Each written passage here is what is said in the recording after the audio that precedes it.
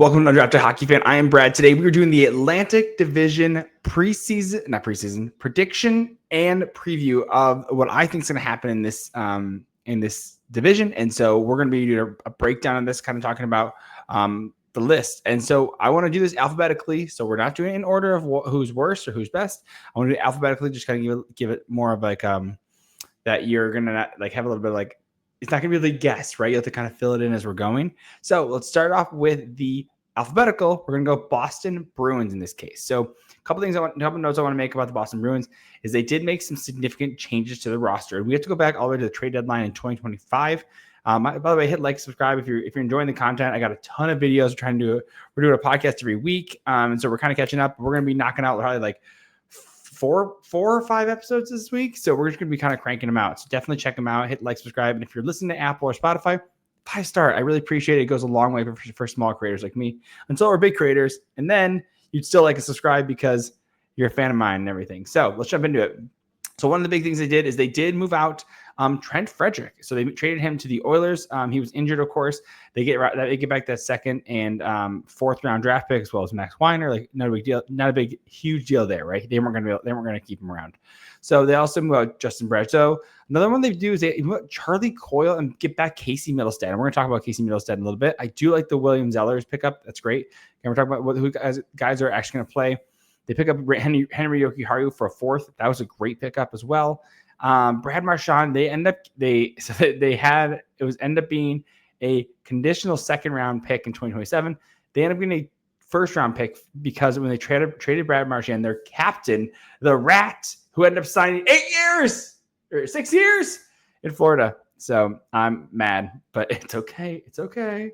Anyway, so they traded out their captain, Brad Marchand, get a first round pick for him. So that is good. That is good asset management. He had a no movement clause and everything. He said, "Hey, I'll trade me to Florida and I'll waive."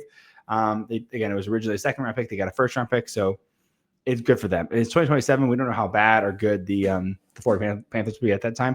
My guess is they're going to be pretty darn good. Not this season, though. You'll have to wait for a couple more teams to hear about them. And so, again, we moved out Brandon Carlo as well. Got another first-round pick and Fraser Minton. Good potential third-line center depth right there. They also picked up Victor Soderstrom. That's not really a huge impact there. Also, Victor Arvidsson as well. So a couple of these guys are going to be playing on that lineup at the start of the year. So you had great seasons, mind you. And then there's a couple of acquisitions that they did pick up this season. And one of them is Jeremy Swayman. And you're like, Brad, what are you talking about? Like, they had Jeremy Swayman last year. Kind of. They didn't have him until basically training camp was over, right? There's this whole like we're not going to pay him, right? And then the GM was like, well, like I have 64 million reasons why to give it for him to come to camp. And it's like, well, the agent was like, well, you weren't talking about that, right? So they ended up giving him an 8-year deal at $8.25 million per year. And so that's a great little pickup right there. Again, he's a franchise goalie. He's 27 years old. He's going to be there a long time, right? So they'll have him for a long time, which would be good for the team. Another big pickup that they got was two big defensemen in this case. Charlie Coyle, as well as Hampus Lindholm. Hampus Lindholm only played 17 games last year. Charlie McAvoy had the injury from the Four Nations and everything. So he played 50 games last year, but those are going to be two huge pickups for the Boston Bruins. And so that's going to fill out your lineup a lot better as well. So to me, those are going to be, you consider like, oh my God, is Boston, like, how good are they going to be and everything? I think they're going to, you got a couple of acquisitions that are coming up in the front. Like you have Fraser Minton, who's probably going to slot in as a third line center. They bought for Tanner Jeannot, probably honestly one of the worst contracts in my opinion. He's 13 points in 67 games, making $3.4 million for 5 years, which is crazy. But of course you have Pasternak, who's somehow Pasternak on this team that is basically rebuilding, had 106 points, 43 goals in 82 games. I mean, come on, right? Elias Lindholm, bad contract, $7.75 million over 7 years. He was the best center that last year in the free agency, and it just wasn't good enough, right? You just end up having to pay this guy a ton of money.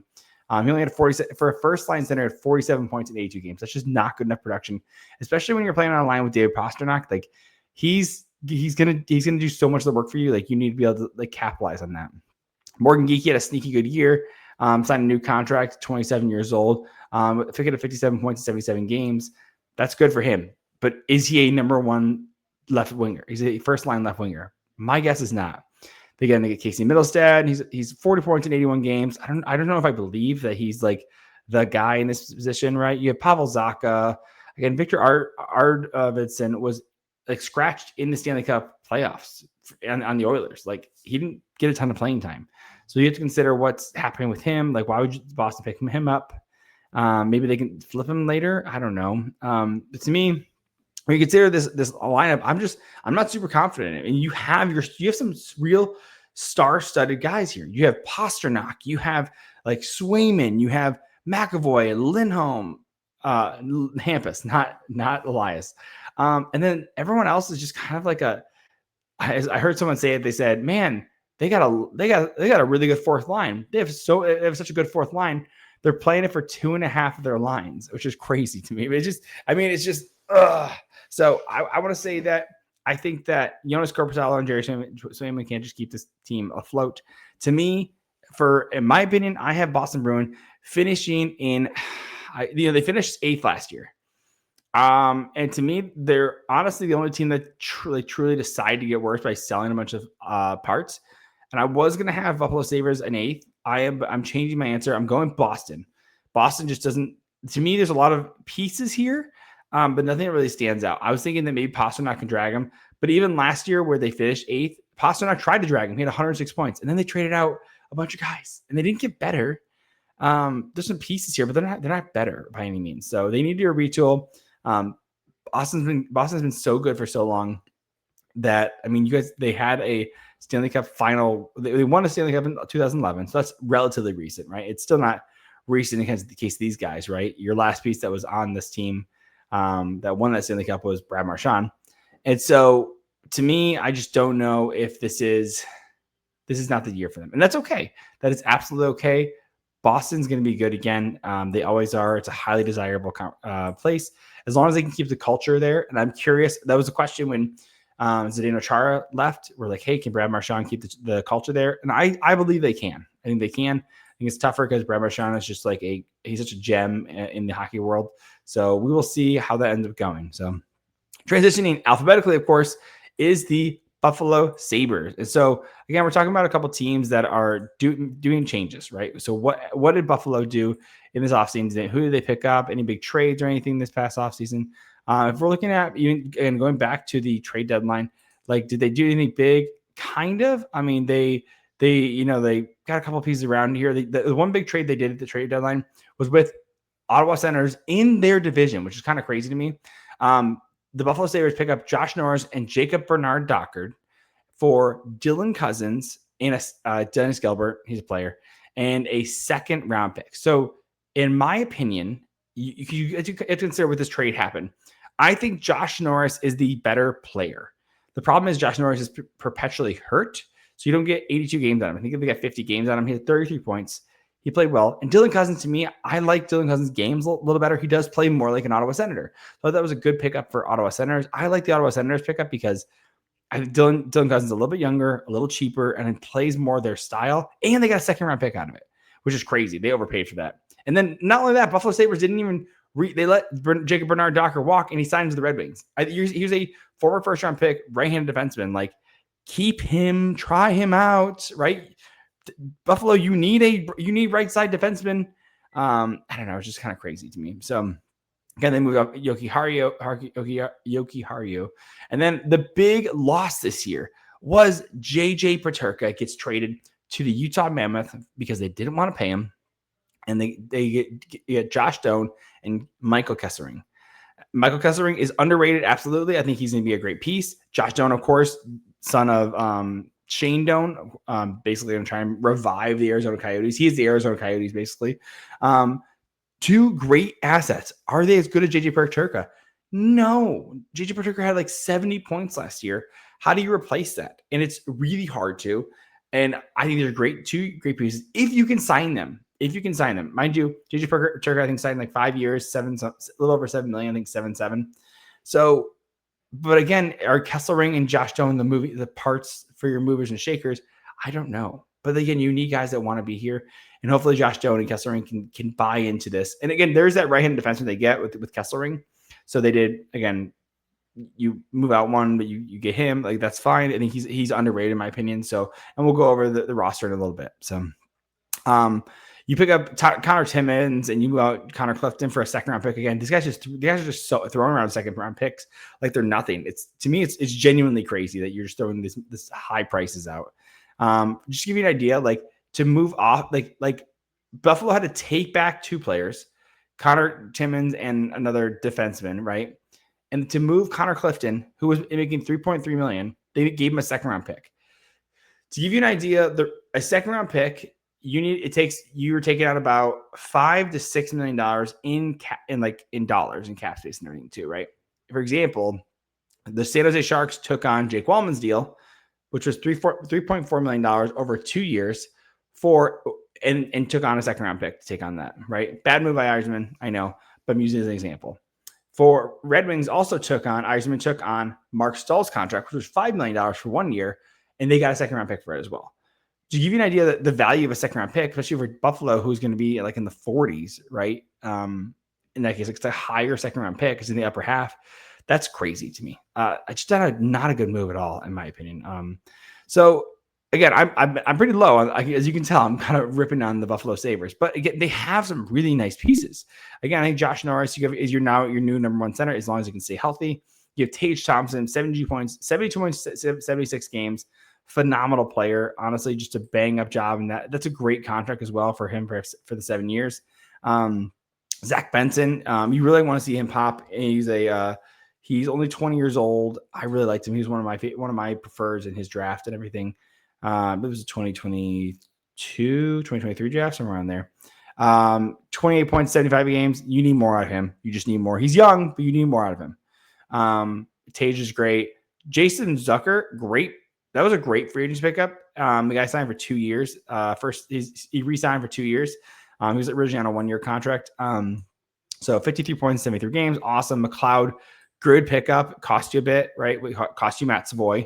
But he's a good pickup. 53 points, 79 games as well. Alex Tuck needs a new contract. 67 points, 82 games. If he wants to stick around, you pay him whatever you want, whatever he needs. I know he's 29. To me, he's basically a forward captain on this team. I know Rasmus Dahlin is a captain, but to me, Alex Tuck is an absolute leader and a veteran in this case. And I think you need a guy like him to stick around, especially if he's from the area. You want to keep guys like that around. You need more out of Jack Quinn. Again, you get into depth. It's fine. My dude, look at this left side, by the way. Look at these guys. I'm gonna go natural left sides. So guys the reasons I say natural left means they shoot left. And natural rights are shoot right for defensemen, right? So your left side, you have Rasmus Dahlin, Bowen Byram, and Owen Power, all left-handers, right? Now, Rasmus Dahlin is so good, he can play right or left, so they have him on the right with Bowen Byram. That is a great offensive top pair right there, right? Then you get Owen Power, of course. He's day-to-day right now with a strain, but great over number one overall pick as well. Probably a little overrated, but he is 6'6". He's got a good head on his shoulder, and he's paid. He's locked up for 7 years. That's a great pickup. So, the real weakness for the Buffalo Sabres, though, is you're talking about they have some good players, but they need to shine, and it's a mix that has not worked yet. And then you look at the goalies as well. Ukko-Pekka Luukkonen was one of their goalies. He went down. Devin Levi has not been able to pan out in the NHL level yet. So to me, it's so smart that they brought in two goalies. They brought in Alexander Georgiev and Alex Lyon as well on cheaper contracts. So you allow Devin Levi to cook in the AHL, and that's okay. Goalies take a long time. Is Alex Lyon and Alexander Georgiev going to be your best fix? Is it going to put you in playoffs? No, absolutely not. Georgiev had a bad year last year, as well as Alex Lyon have a great year last year, both under 900 save percentages. So Alex Lyon, mind you, these are two guys that can 1A, 1B though. They can split the games until Ukko-Pekka Luukkonen gets back, but it is a concern. Absolutely is a concern, right? And of course, for the left side as well, you have Matthias Samuelsson should come back as well. He's up by injury, and again, Kesselring is out right now. But to me, there's a lot of good pieces here. it's about getting the mix to match, right? Let's talk about with Toronto too. One of the reasons they moved off of Marner is they needed to change up the mix. I don't know what needs to happen with Buffalo, but they need to change the mix-ups and get to work. And hopefully it's this year. In my opinion, it's not. I have them finishing 7th, and they did finish 7th last year. So I just don't know. They just need to do something that get this team going. I think they can steal. I think they can probably steal some wins from Florida or Toronto, Florida and Tampa maybe. But I mean, this Atlantic division is going to be tough to. I think the teams that didn't win as much last year are going to win more, and teams that won a ton are going to win less because it's their strength all throughout it, right? I think, Lightning might lose a few more games. Toronto's definitely going to lose a few more games now they don't have Marner. Now, will they be more prepared for playoffs? You'll find out when I talk about them. So let's go. Let's move on to the next team. So again, I have Buffalo finishing 7th. Let me know what your thoughts are down below. Detroit Red Wings. This is the team that I cover the most, so I can literally talk about them all day long. It's absolutely not an issue for me. But I'm going to give you the condensed version because I want to give a full breakdown to them going into the season because I think this is it's gonna be really good. So going back to the last year's trade deadline, nothing too crazy. I mean, it was looking back here, they helped with the Yanni Gourde trade with Tampa Bay Lightning, which is kind of infuriating now. They move out Joe Veleno and they picked up Mrazek, who then they took Mrazek and they traded him with a 2nd-round pick and a 4th-round pick, picked up John Gibson, a full-blown starting goalie. Red Wings played like 7 goalies last year. It was like Alex Lyon, Ville Husso, Talbot, Kosa. Like they had so many different goalies last year. And so I'm excited that they picked up a full-blown number 1 goalie. He'll be the starter this year and the starter next year. And to me, and then next year, of course, you're going to have Kosa as well. I think Kosa gets in a couple of games because right now they're running Talbot and Gibson. And, they're older guys. I mean, Talbot 38, Gibson 32. One of these guys is going to have a hip injury, right? That's an old joke, by the way. And so to me, I just can see Kosa just picking up some games. I get him 4 or 5 games. I think that'd be good. Say, hey man, this is the real NHL. This is what it's going to be like next year when you're up here. Get your stuff together and put the work in and recognize this is what it's going to take to thrive in the NHL. And I think they should because they cost. I mean, if you look at it this way, Kosa cost them a 1st, a 2nd, and a 5th-round pick because they moved up from 23 to 15 to pick Kosa because Edmonton was eyeing picking up Kosa because he played for the Edmonton Oilers Kings, so they had a ton of game tape on him. So, and who did they pick up at the 23 overall pick? It was Wyatt Johnston. Not saying that the Red Wings would have picked him up. But that is the equivalent is that Wyatt Johnston's doing great in Dallas. We want Kosa to work out because we paid a lot for him. And again, you also want him to work out just because it's a good thing. You want these guys to work out long term, especially if you pay for these goalies. Another trade they moved off Tarasenko, so you don't have to worry about them anymore. But looking at this team, and again, the rosters just came out tonight. So I'm recording this Monday night. Roster just came out. And I know what the lines are right now. I'm reading off of Puckpedia, but I know this is different. So I'm actually gonna go with what I'm already seeing. Right now they're running Emmett Finney, Larkin, and Raymond on the top line. And Raymond is had a career. I think he's similar year. He had 80 points in 82 games. Larkin played a full season healthy, which is crazy for him. 70 points in 82 games, amazing. And then they have Emmett Finney, who in the WHL, he's skipping the AHL, going to probably be on the starting lineup this year. Opening night lineup, had 84 points in 55 games. He had a 1.5 points per game in the WHL as the captain there. So he's just so dynamo inside. So like he gets in the gritty areas. He's a little bit smaller in the sense because he was a 7th round pick in 2023, 6'1", 190 pounds. My goal weight, but he's only 20 years old. 7th round pick. To me, I think he makes the opening night lineup. I think they try him out for a little bit, and I think he might end up getting set back just to develop a little more, right? Just to kind of build his game back a little bit more. He clearly thrived in the WHL, so that's junior hockey, right? WHL is junior hockey. The next level for him should be the AHL. I think the AHL is a little bit better. I think you give him a little more. I think he would play top line in the AHL, and I think he would thrive in that spot. And I think he would grow a lot more, and the game would be a little slower, and he can kind of get used to the pace and kind of start to get up. But again, the fact that he's looking at making the starting lineup, is showing how good he can keep up with the pace and everything. So talking about that first line, it's amazing. Of course, you have DeBrincat, Patrick Kane, and Marco Kasper. Marco Kasper kind of flip-flop between top line center second line center and top line left wing. They're hoping that Emmett Finney can fill out because the big hole is the top line left wing. That was another thought about potentially getting James Van Riemsdyk in that spot. Another guy that can kind of grit and grind, 6'3", 207 pounds. He had half point per game last year with the Columbus Blue Jackets. But he's older. You want the young guys to work. And so if Finney can work out there, that's huge, right? And this is huge because the Red Wings they didn't make any big signings. They brought in James Van Riemsdyk, like Mason Appleton, like cool. Those guys help in the bottom six. Jacob Bernard-Docker, Buffalo didn't even sign him, right? So they signed him to a 1-year deal. He only played 40 games last year. And then they also picked up Travis Hamonic. Like, cool. Like, I don't know. Like, it's a tough look in that case. But to me, again, you have Patrick Kane and Marco Kasper's working out really well as a second line center, and they want him to develop in that spot. So I think it's great. You've already seen some chemistry last year with him and DeBrincat. So I'm super excited to see how he thrives. He had 37 points in 77 games, so just under half point per game player. I think if he can hit the 50 to 60 points, I mean, he's 55, 60 points. That is a phenomenal second line center. And he plays just a tough and rough game. I think he's going to turn out. He's going to be, I think in a redraft, I think he goes even a little bit higher. Just the style of play that he has is a good two-way, which is great for a guy Patrick Kane, who doesn't play very defensively. You want a guy like Marco Kasper to play in that role. So, we have Soderblom and JT Compher. JT Compher is in jeopardy, in my opinion, of losing his job. He is one of the guys who I think I could see getting bought out next year. It's a possibility, but we will see. And that's something he hasn't really given me a reason to keep him around. I think he was supposed to be the second line center that the Red Wings were looking for.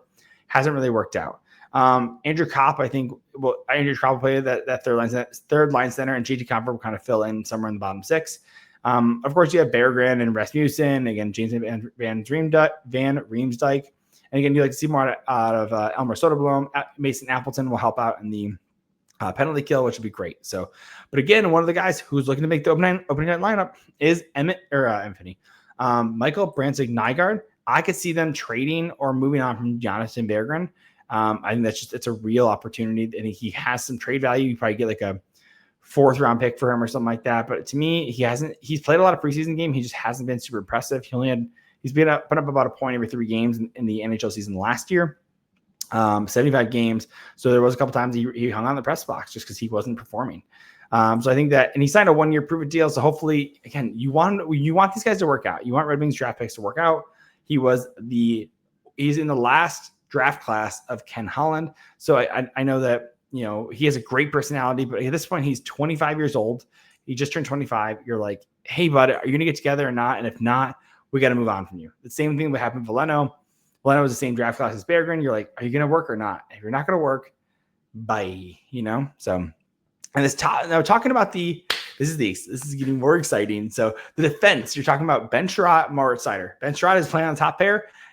Not your favorite position for him. You don't necessarily want that, but he is the only one that can really keep up besides Simon Edvinsson. Now, mind you, if you put Simon Edvinsson and Moritz Seider, you start to dilute the talent as you go throughout. We saw this last year when they played together. The top pair was phenomenal, one of the best in the NHL. But then, the second pair was getting caved in, and the third pair was getting caved in. So you can't do that, right? So you divide the talent up by putting Moritz Seider with Ben Sherratt, divide the talent up a little bit there. You put Edvinsson, and you're putting him with Albert Johansson on the second pair when Todd McClellan got in here. And Albert Johansson played phenomenally last year. He had a couple of really nice goals. He poke checked McDavid. He had a phenomenal preseason goal this year, but he's primarily a defensive defenseman. So you play Simon Edvinsson, a two-way defenseman, and Johansson, who's more defensive. Like that gives Simon Edvinsson the ability to go up and go and plays in the offensive zone without feeling like he's leaving the back end to get hemmed in, again, because he trusts Albert Johansson. Then you talk about the third pair. Now, mind you, we're talking about the second pair last year was Johansson and Simon Edvinsson. Currently, according to the roster and what the lineups are looking for the Red Wings, you're looking actually at Edvinsson and Axel Sandin-Pellikka. And you're like, who the heck is Axel Sandin-Pellikka? Well, I will tell you. In 2024, he and Nate Danielson were the picks there. So 2024, 2023? Give me 2 seconds. Axel Sandin-Pellikka is considered one of the top 2023. I apologize. Yep, 2023. He's considered one of the top defensive prospects in the world right now. So he is highly touted. He's a phenomenal offensive defenseman. He's sitting at 5'11", 185 pounds. So he's not big, but he can absolutely move the puck. He's a great passer. He's a great shooter. Had 12 points in 46 games in the SHL.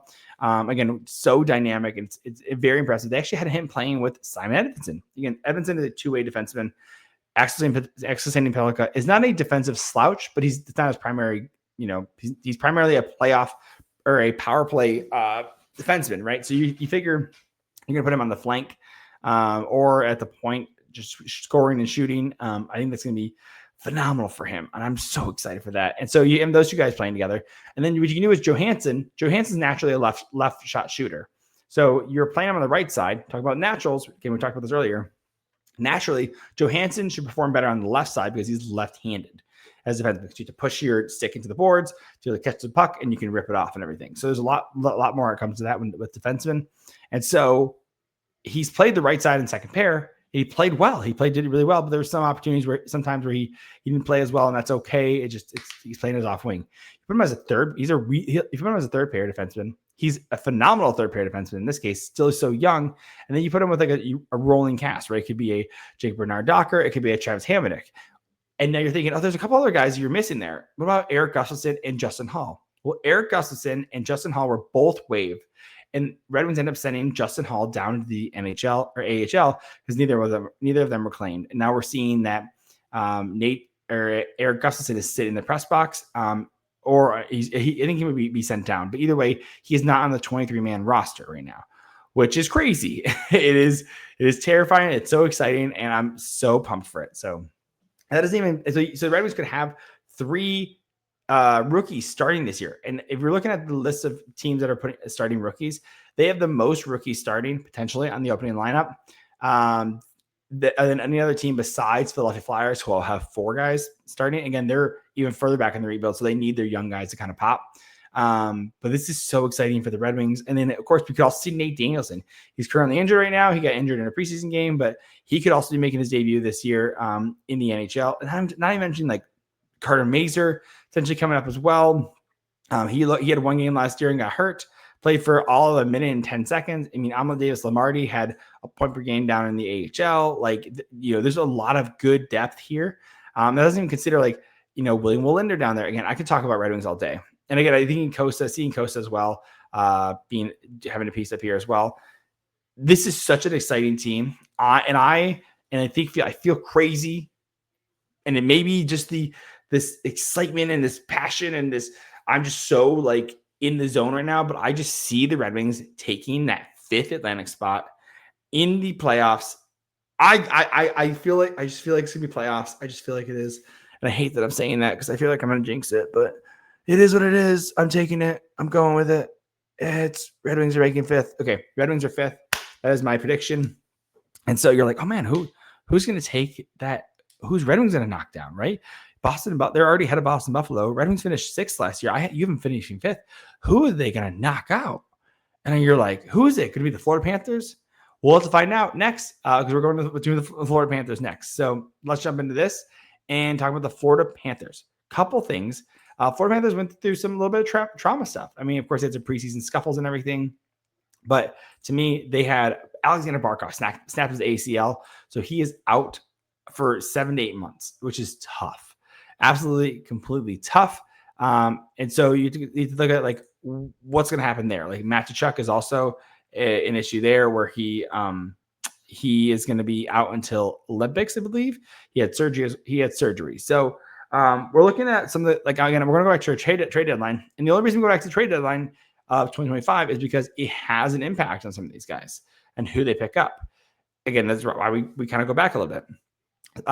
The Florida Panthers traded away Spencer Knight with a first-round pick for Seth Jones, who is still on the roster, and they have him for another 6 years. So this year and 5 years after. 4 years. This year and 4 years after.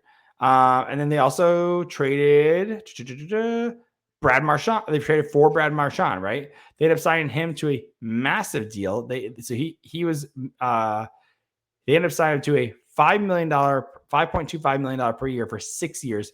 This guy is 37 years old and just signed a 6-year deal. This guy's not playing that whole thing. I just don't think he is. It's just not how that works, guys. But it's very exciting for them. They were able to keep him. They also traded for Daniil Tarasov from the Columbus Blue Jackets. He's going to be a good little pickup and everything. So he will be their backup goalie with Bobrovsky, which Tarasov, of course, is Russian. And that means that Bob will have a Russian to play with. And so good for him. And that's a good little contact there. And those are some of the big ones that they did in the offseason.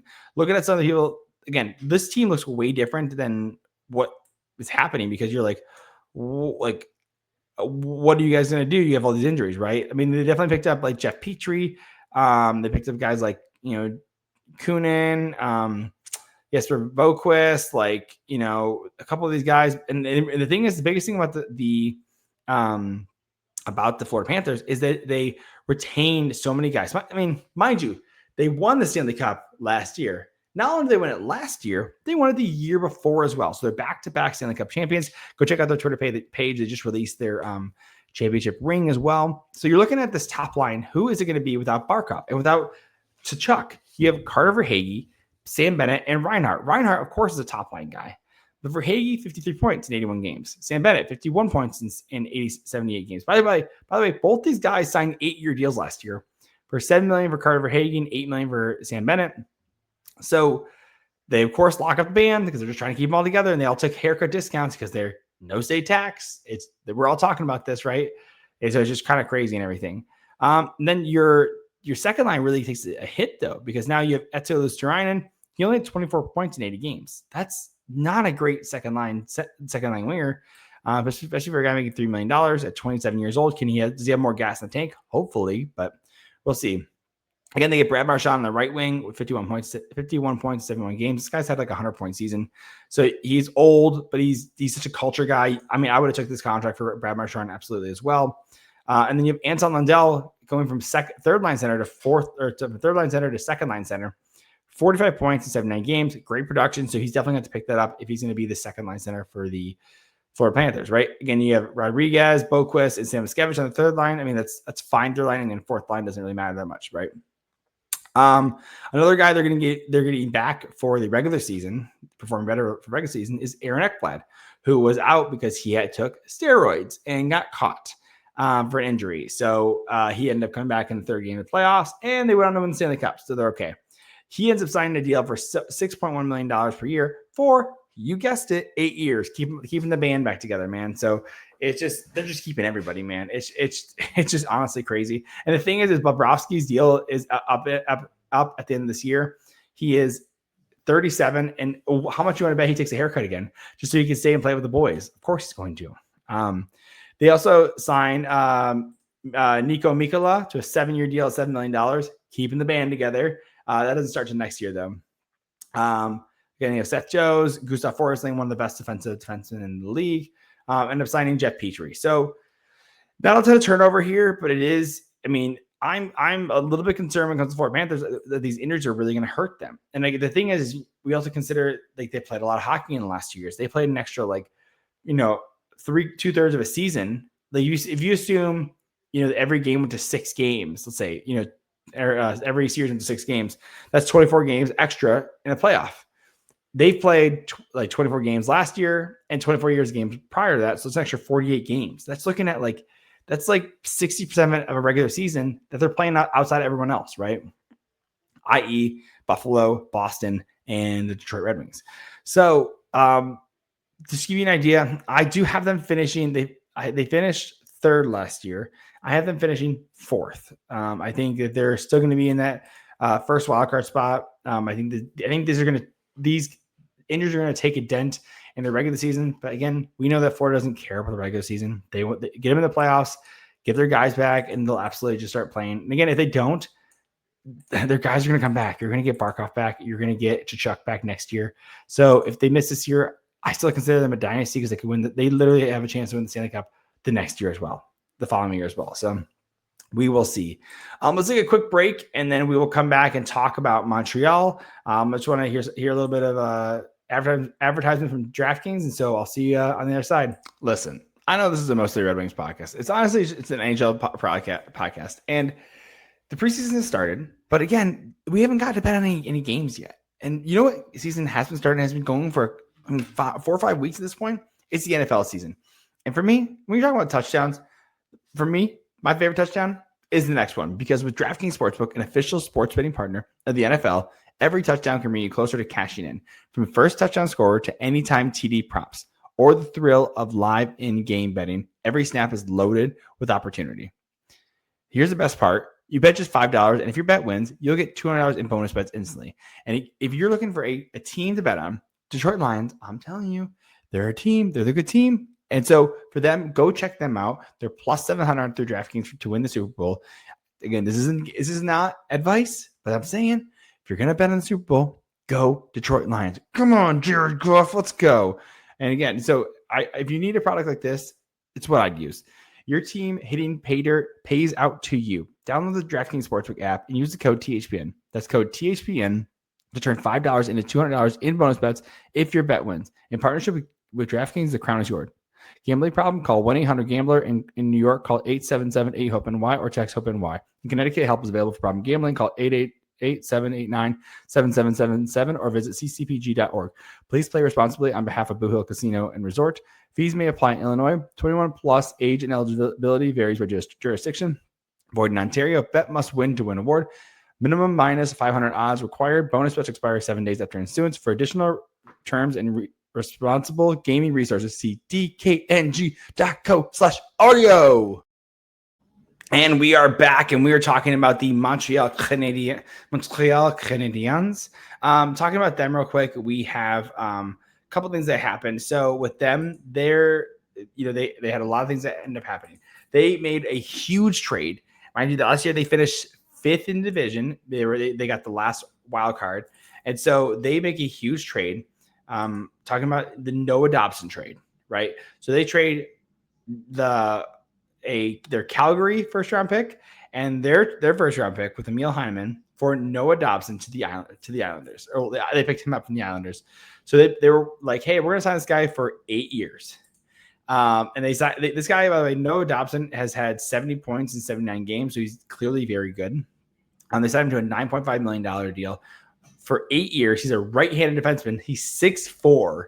I mean, this guy is a monster. He had a down year last year, but again, Montreal Canadiens are very confident that they can do well with this guy.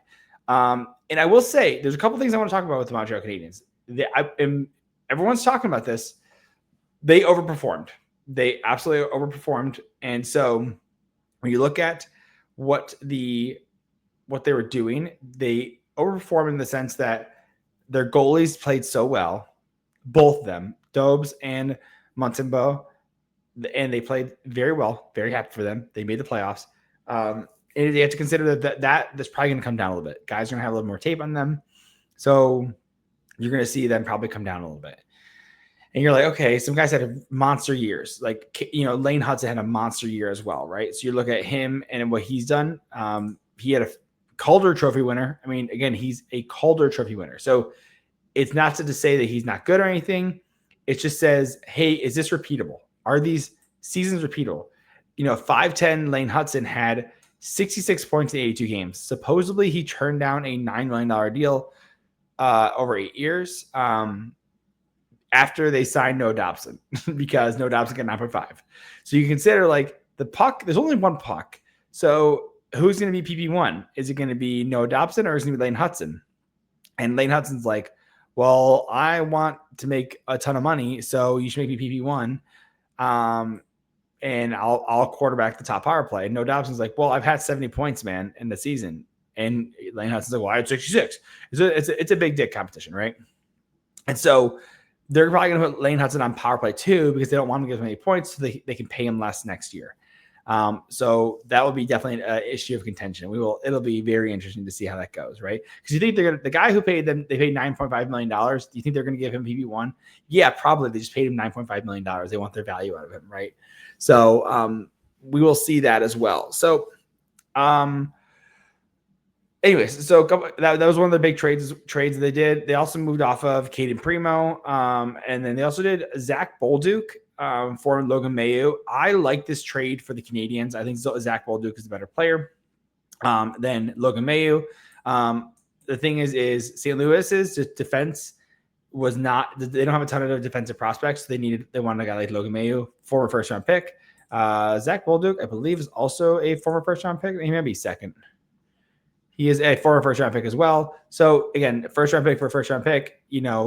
I'm lacking defense. You're lacking forward. Switch, swap. So I like Zach Bolduc a little bit better. I think he has a higher ceiling. But again, St. Louis Blues needed defensemen, so they go with Logan Mailloux. So good deal for the Canadiens. So they also move off Carey Price's contract, which was like $10.5 million. So that was another thing just to free up some cap space so that they could do some things and do some acquiring. And by doing that, they ended up by moving out Carey Price's contract. They still have $5 million in cap space left. So they definitely have a lot of moves that are available still. So it'll be good to see what they end up doing with that. So moving on to their talking about some of the other ads. They add Ivan Demidov, one of the most highly touted prospects in the NHL, and he played last year in the playoffs. So this guy in the KHL, he had 49 as a 20-year-old, as a 19-year-old in the KHL's low scoring, by the way. He had 49 points in 65 games, which is phenomenal. Regular season, 2 points in 2 games. And then going to his playoffs, let me pull that up real quick just so you see where his playoffs ended. The playoffs, he had 2 points in 5 games. So played well, right? Played well, had a couple points. I think he's going to just be a monster. He's not even 20 years old yet. So I think he's going to be so good this year. Of course, you have great guys on the top line. You have Cole Caulfield, who needs to score 40 goals, still had 70 points. So Nick Suzuki, 89 points in 82 games. Phenomenal. Love to see that from your captain. Yaroslav Slavkovsky still starting to come into his own. He's on the first year of that 8-year deal. He's only 21 years old, but he had 51 points, 79 games. So you consider this guy's starting to get it under wraps. He's starting to get it. And so you're also looking at Zach Bolduc had 36 points, 72 games. So you want to see him produce a little bit more, have a little bit more opportunity on the Canadiens. Kirby Dach, that's their second line center for Montreal Canadiens. That is a huge detriment to them. They need a second line center. Is that Evgeny Malkin, Sidney Crosby, maybe? I don't know. Probably not Sidney Crosby. I think he wants to win. It'd be really cool to see Evgeny Malkin, but again, I don't think if Evgeny Malkin went here, I still don't think they're good enough to win a Stanley Cup. And I think he would want to win a Stanley Cup. You have Brendan Gallagher, of course. Alex Newhook has not worked out on the third line. Hopefully he does. Again, Demidov, again, I think he moves up in the lineup. And then you have your depth. They have, according to Puckpedia, they have Patrick Laine on the fourth line. 33 points in 52 games is not bad. But again, he's power play merchant, but for the most part, doesn't play any penalty kills. So that's something you have to consider with him as well. Again, the defense looks great. They got Mike Matheson. They have Noah Dobson. And then they also have Caden Gooley, great defensive defenseman. Lane Hudson, of course. Arbor Jacki, who will just beat the brakes off anybody. And then Alexander Carrier, who they picked up in a trade with Nashville last year. Again, Montembeault and Dobes had a great year. Of course, they signed Joe Veleno, and hopefully they can get David Riedbacher back. He was had 5 points in 10 games with the Laval Rocket, but he is just so injury prone. So I'm a little less high on the other people of this team. I think Noah Dobson was a great pickup, but again, you already have Lane Hudson. How is that going to affect your power play? Is your PP2 better, right? Is there enough guys in your PP2 to support a Lane Hudson or a Noah Dobson on that second power play? Is it going to be good enough? Because you figure on that number one power play, you're going to have Suzuki, Caulfield, and then Slavkovsky with Demidov and let's say Hudson. So they have Noah Dobson and Brendan Gallagher, Patrick Laine. There's not a ton of depth when it comes to that power play unit. So I'm curious on the second power play unit. And again, just everything going right. I have the Montreal Canadiens, who finished 5th in this last year. I have them going 6th in the Atlantic. So I have the Red Wings actually beating them out there. I think similar to what we saw last year with the Montreal Canadiens, the youth movement really helped to start to take over. Again, you saw Demidov, you saw Lane Hudson. Again, you saw Dobes start to play really well as well. And Dobes is only, how old is he? 24. Again, that's a young goalie. He's still an RFA. So to me, I just think the youth movement is gonna give the Red Wings will have a lower floor, because of the youth movement, but they will have a higher ceiling. I think they have a better chance of hitting that ceiling. I think there's going to be more game tape on Lane Hudson and how he plays. I think he's not going to score as many points. If he does, great, because it's great for his contract and get that money. And I think Noah Dobson was a great pickup, but is it enough of a move to continue the success they had and hitting on the luck that they had? I don't know. Let me know what your thoughts are down below. Moving on to the next team is the Ottawa Senators. And ironically, I feel like I'm going from the bottom up, basically. I'm not. I'm going alphabetical. I swear you can do it. You can check the tape. I've done it. It's Boston, Buffalo, Detroit, Florida, Montreal. And again, the next team would be Ottawa Senators. So let's jump into them, all right? Talk about some of the trades they did. One trade that I really like, and I was bummed because San Jose Sharks are one of my other favorite teams, or my second favorite team, was them getting rid of Fabian Zetterlund. And I thought that was a great little pickup for them. They ended up, it didn't cost them that much. It was Zach Ostrop, but again, and Noah Gregor in a second round pick. Like, it was overall a very good trade. Sharks were not going to end up signing him, and I think that was really a dumb move by them. But again, Sharks are further behind in the rebuild, so they don't need a 25-year-old left winger. Like, they need assets, and they need a young guy so they can develop. So I don't blame them in that case, but it's kind of a bummer. Going on, another one we talked about earlier was the Ottawa Senators trade in Ottawa and Buffalo trade with Bernard Docker and Josh Norris and Dylan Cousins. I think Ottawa Senators won this trade. I like Dylan Cousins' game a little better.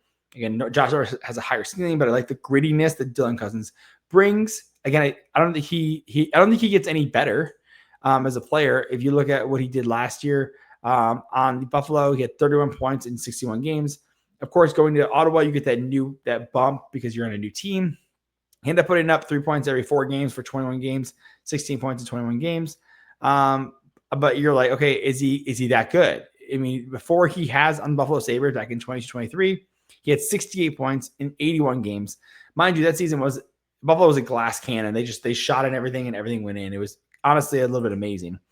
But to me, I like Dylan Cousins. I thought, and it was great they picked up a second round pick as well. And it was overall just Ottawa Senators absolutely won that trade. So.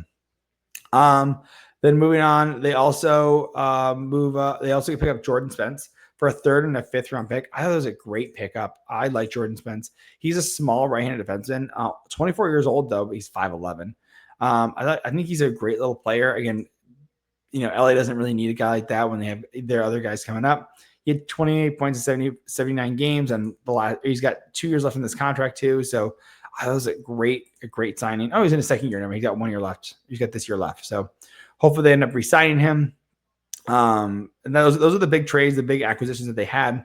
So going over their team, you have to consider that to me, when you're looking at the Ottawa Senators versus the Montreal Canadiens versus the Detroit Red Wings versus the Buffalo Sabres. I guess I'm going to take up Buffalo Sabres because they've been rebuilding for like 19 years or something like that. Something crazy. It's so crazy how long they've been rebuilding. But when you look at these rebuilds, I think that currently, and it kind of spoils it a little bit, I think Ottawa Senators have the highest, not highest ceiling, they have the highest floor of all the other teams right now, of the Red Wings and the Montreal Canadiens, because I think, or they're the best team now, I'd say, which kind of spoils my rankings, but I think Ottawa Senators are the best team now. I just think they are.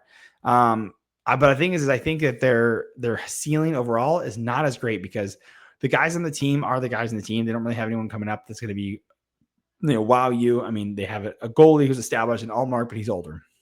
They have a lot of defensemen who are here, and they're here. They don't have anyone coming up in the system, right? I mean, you have great players like Brady Tkachuk, who you drafted. Tim Stützle, you drafted, right? Ridley Gregg, Pinto, Batherson, you drafted these guys. Awesome. But this is the cavalry that's come home, and you're like, okay, these guys are good enough. And to me, I think they're good enough to meet the playoffs. But the highest I think I ever see them going is maybe second in the division, maybe in this iteration, the next 5 years. I never see them winning division. You have an amazing superstar in Tim Dillon, right? Tim Stützle, 79 points in 89 games last year. Great player. German phenom right there. But Brady Tkachuk is the player he is. He's 55 points, 72 games. Cool. Like you want more out of your captain and everything. But I think Dylan Cousins maybe is a little bit more of a level, but he had 47 points in 82 games. Dave Prahn's a little bit older. Fabian Zetterlund, like he's a half point per game player. And then you have a great depth in Ridley, Gregg, and Pinto and Batherson, but is it enough to? I mean, it's good depth, and that's why I think they're better than the Red Wings and the Montreal Canadiens right now. But I don't know how much better it gets. I don't know. You can't. None of these. I don't think these guys are going to double their points. Like I don't think Shane Pinto goes from a 37 points in 70 games to a 74 points. Like I don't think he immediately jumps to a point per game player. I just don't see it. It's just not. Or like a Ridley Gregg does that or anything. Like even a Zetterlund, like Dylan Cousins can go up a little bit. He's not going to double his points. He's not going to be another superstar, right? So that's where you kind of wonder where the ceiling is on these guys. And whether they're going to, I think they're probably at their own ceiling at this point. But again, you have a great defenseman, Jake Sanderson, 57 points, 80 games. He plays phenomenal, plays 24 and a half minutes a night. I mean, goodness gracious, that is eating a lot of minutes. And Shabbat as well, 45 points in 80 games. I mean, again, another great player as well. Again, you pick up Jordan Spence. You have Tyler Clevin, again, great defensively. Artem Zub is a great defenseman as well. And then goalie, future goaltender in Levi Merilainen. He's looked phenomenal for Latvia. And then, of course, you have Linus Ullmark making $8 million a year. He's your number one for sure. So we will see how that ends up happening. And maybe the cavalry, like, Kari Yakimchuk, maybe. But I just don't know if I see it. So let me know what your thoughts are with the Ottawa Senators. I have them finishing 4th in the Atlantic Division. I think they beat out third. Third. Goodness gracious. Third, I think it goes, you have Ottawa in third. They get the divisional spot. The Florida Panthers are taking too much of a step back because their guys are injured, but they have the Florida Panthers, so you have to consider that. A healthy Ottawa Senators, I think, maybe takes on the Florida Panthers in the regular season, I'd say. And then Red Wings, of course, being 5th, Montreal Canadiens 6th, Boston Bruins 7th, or Buffalo 7th, Boston Bruins 8th. And we'll go through this again afterwards. So to me, and then we have 2 more teams left. We got Tampa Bay Lightning. Move on again. We're going alphabetical. Don't you dare think I'm going to skip you. So again, going with the Tampa Bay Lightning. We did talk about one of the trades already with the Detroit Red Wings. They end up trading for Yanni Gourde, right? Yanni Gourde and Bjorkstrand. So Bjorkstrand, he has an extra year left, and then Yanni Gourde expired this year. His deal expired. So they're like, you know what? We really like Yanni Gourde. He worked out really well in the 2020 playoffs when we traded for him, when we had him. Let's bring him back, and they signed him for a 6-year deal at $2.33 million, which is crazy. He's already 33 years old and he's just signed for so long. It's a bit wild. So they end up bringing him back. It cost them 2 first-round picks again with the Bjorkstrand as well, which is crazy.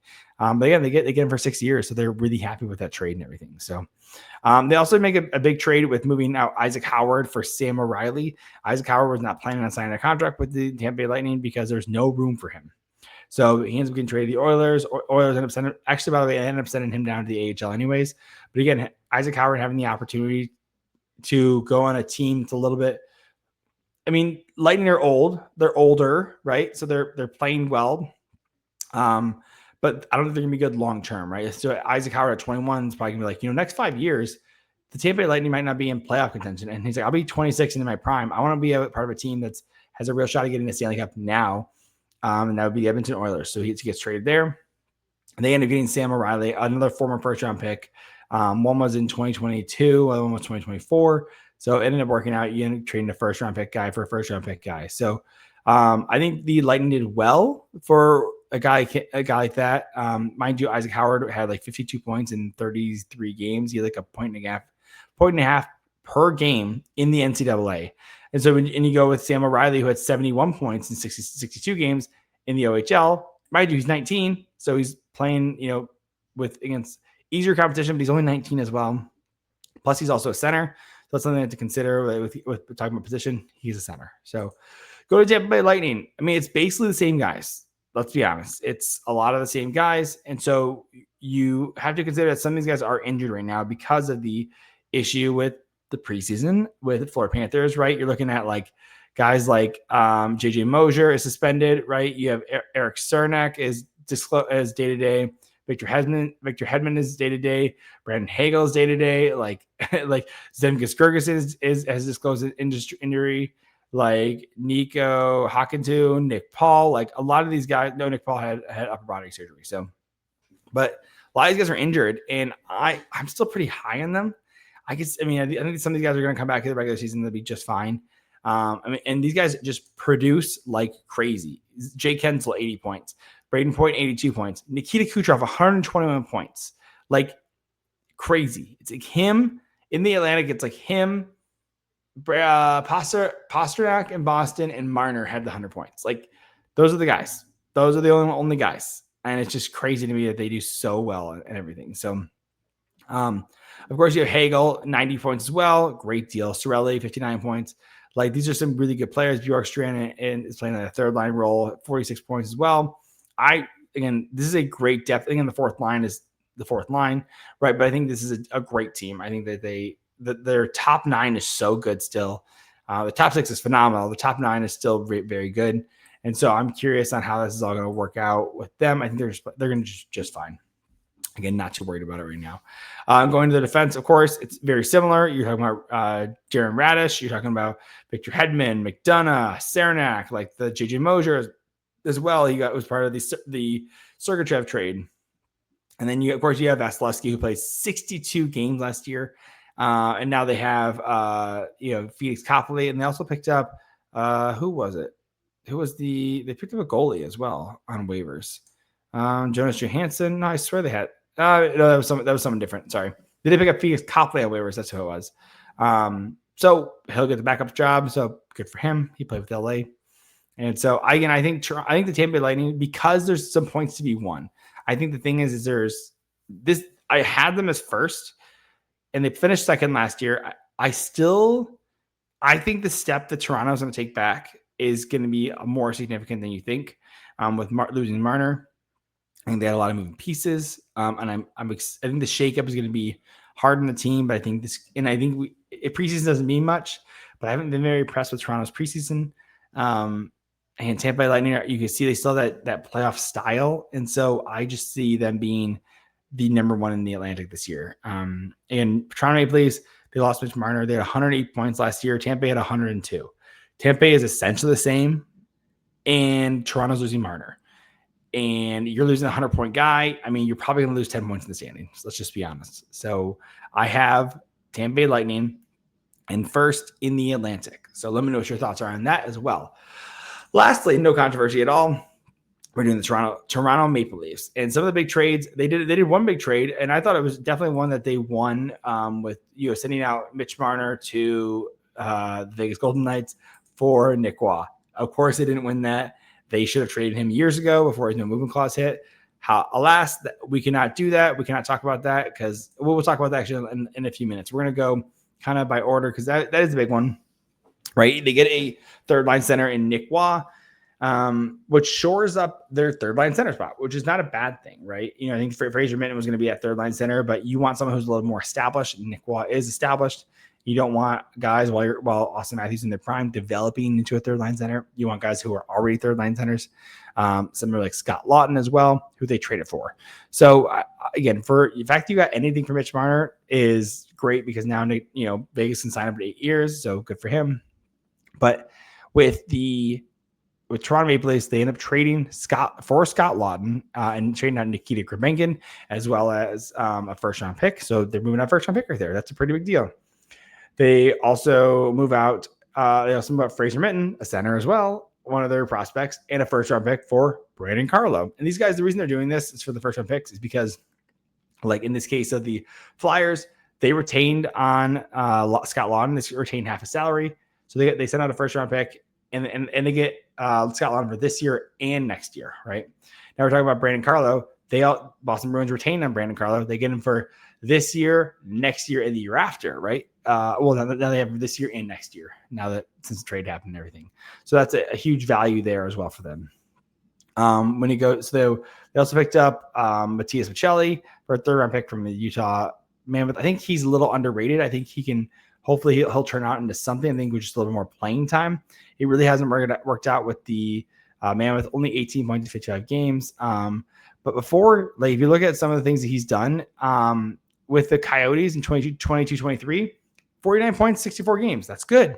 in 23-24, 57 points in 82 games. Like, he definitely had a down year, but it's definitely a bet worth taking with Matthias Michelli.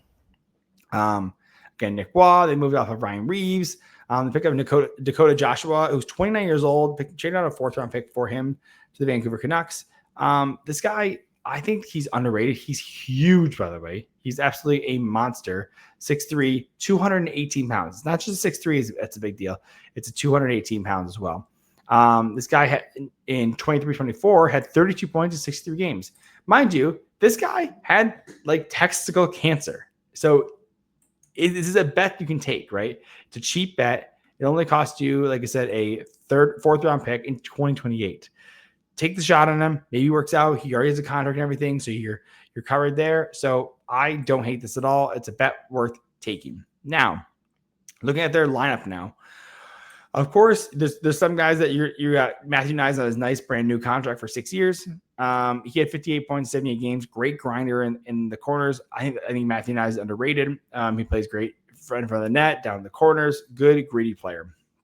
Similar to Max Domi. Max Domi will get in the corner as well. He's only 5'10" instead of 6'3" like Matt Knies. But again, guy that is a great passer and can put the puck on net for Matthew, or put the puck on Austin Matthews' stick to get into the net. Austin Matthews potted 33 goals in 67 games, 78 points total. Let me go down to the second line. Willie Nylander had 45 goals. God damn. 84 points in 82 games. I mean, John Tavares at the time was making $11 million. He got 74 points in 74 points in 75 games. So a point per game player, basically. They took a sweetheart deal, 4 years at basically $4.4 million, which is a sweetheart deal. Absolutely. So, and that's why they could sign Matthew Knies to such a big deal. That's why they could bring in Dakota Joshua and Nicholas Waugh and Michelli and everything, because they freed up so much cap space with John Tavares, as well as cap going up as well. So, and Bobby McMahon, 34 points, 34 games. I think that second line center spot or second line winger spot, I think you're going to try out a Dakota Joshua, Matthias Michelli on those spots and see if they can get some chemistry going there. I think those would be huge wins for them. Fourth line, one guy I want to really highlight is Easton Cowan making his debut. In the OHL, he had 69 points in 46 games. It's a 1.5 a game player. Again, and he plays center, which is huge. He's waiver exempt, so you can send him down to the AHL if it doesn't work out, but something to consider right there. As well as going on to defense now, you have Jake McCabe and Brandon Tanev. I think it's a great shutdown pairs. They're going to stop pretty much everything, right? Then you have Morgan Riley, 41 points in 82 games. You need more out of him. You just need more. Like he's considered your number one power play guy. He got taken off the power play last year because he wasn't performing. The Toronto Maple Leafs decided to run 5 forwards instead of having defensemen on their PP1, and basically ran them out for like a minute 45 every power play. So, and then you have Oliver Ekman-Larsson playing PP2. He had 29 points, 77 games. Like I think that's how it's going to go, because again, you need more out of Riley. You have Benoit and of course Carlo as well, and 2 good defensive defensemen. Now the one concern is in goaltender. You had Joseph Woll, who is a young player. He is currently out. Is currently on injured reserve. He played 42 games last year. Looked really good. 909 save percentage. Great goalie right there. And then you had Anthony Stolarz, arguably the best tandem in the Eastern Conference, maybe in the league, just for the consistency they got. I mean, Anthony Stolarz got Vezina trophy, so that's the MVP for the goalies, or best goalie in the league position. So he ended up getting votes for that. So he played phenomenally with a 926 save percentage, which is crazy. That's like Vasilevsky, Hellebuck type numbers, man. He only played 34 games, and those guys play like 55 to 60, right? Even 66 in Vasilevsky's case. So they have Dennis Hildeby. So that is one guy that they have right now, as a who is a young kid, right? Relatively young. He's 24 now. But this guy's 6'7", right? So you really hopefully he works out as well. His NHL numbers not that great, but again, they just released James Reimer as well from his PTO, and they ended up picking up Caden Primo on waivers. So hopefully maybe they can send Dennis Hildeby back down and use Caden Primo, who has played more NHL games than hill to be until Joseph Woll gets back. So to me, I have the Toronto Maple Leafs. They finished first last year. I have them finishing second. Again, I think their game is going to be better. I think they're going to be a better team for the playoffs. Clearly, this mix has not worked. And so this is they're trying something new. They're trying to get better. And so I can see it. I can absolutely see it. So I think they're going to be better for the playoffs. Not as good for the regular season. They're going to lose a couple of more games, but overall, I think this is going to be a really, really good team. So I'm going through the list now. Again, going from top to bottom. I have the Tampa Bay Lightning in first. I have the Toronto Maple Leafs in second. The Ottawa Senators in third, beating out the Florida Panthers, who are in fourth. Detroit Red Wings, who knocked down the Montreal Canadiens down into sixth. The Boston Bruins in seventh, or Buffalo Sabres in seventh, and the Boston Bruins in eighth. So let me know what your thoughts are on those. Hit like, subscribe. I really appreciate it. Thanks for sticking around. And